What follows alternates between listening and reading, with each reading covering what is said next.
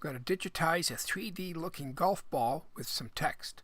This is the diagram that I'm going to trace out using Logic Trace.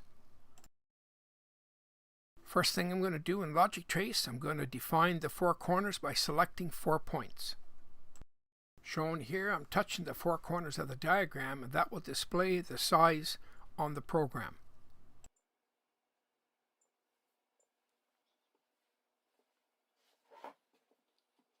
Next, I'm going to select Curve Fit, and that's how I'm going to draw that semicircle on the diagram.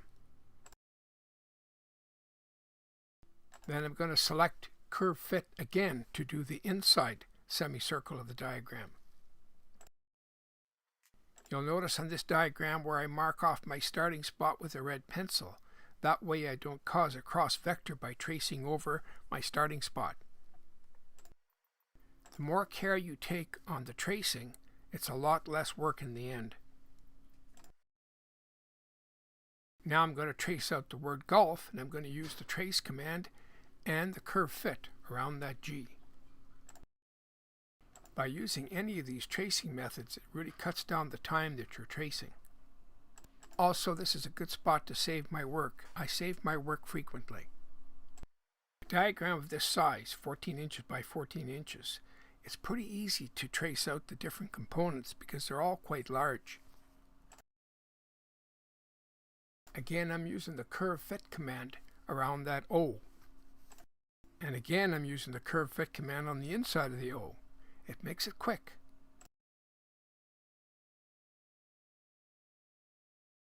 Instead of trying to find this font in the computer, it's easier with this type of font just to trace it out.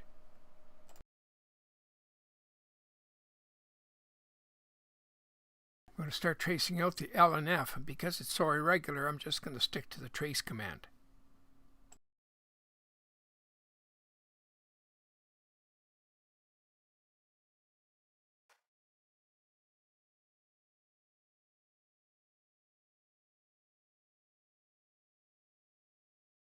Again, you'll notice here I saved my work.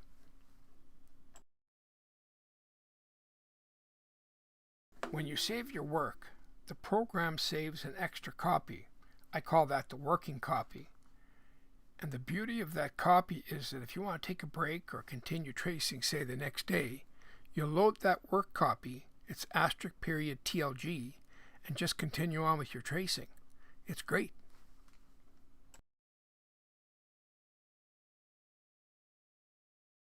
So I'll be carrying on now and tracing out all those circles on the golf ball, and for most of those circles I'll be able to use the curve fit command.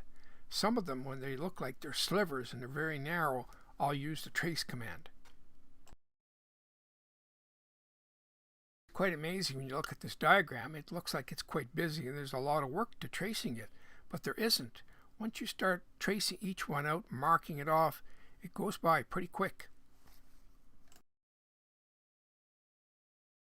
I find Logic Trace easy to use, and it's fast, and it has the ability to be saved in different formats like DXF, PolyDXF, SVG, or PDF.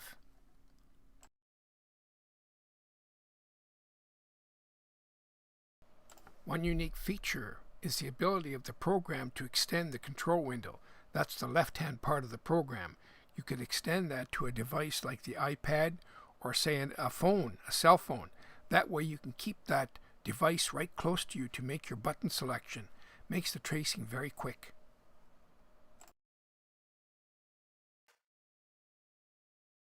Also want to mention that there are options and setup buttons that you can configure this program to suit yourself. Like for instance, I've set up the program with a 0.5 trace line and black, thread black.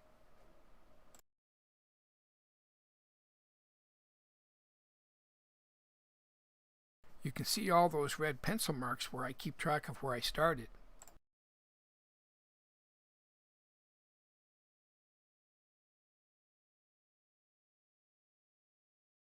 I'm getting close to the end here where I'm finished all the tracing, so I'll save that final DXF file.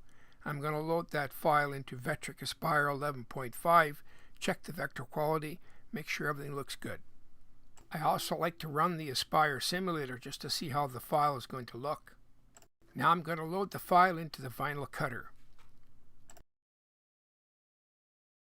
I'm running a Roland 8600 vinyl cutter, and I've got it loaded with navy vinyl, 24 inches wide.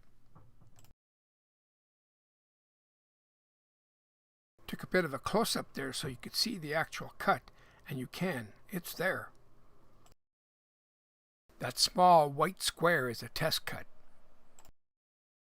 Shown here, the vinyl is removed and I'm starting to do the weeding process. Weeding process is done, the pre-mask is now applied. Shown here, I've mounted this image to a white substrate. It looks good. Would make an excellent golf club sign.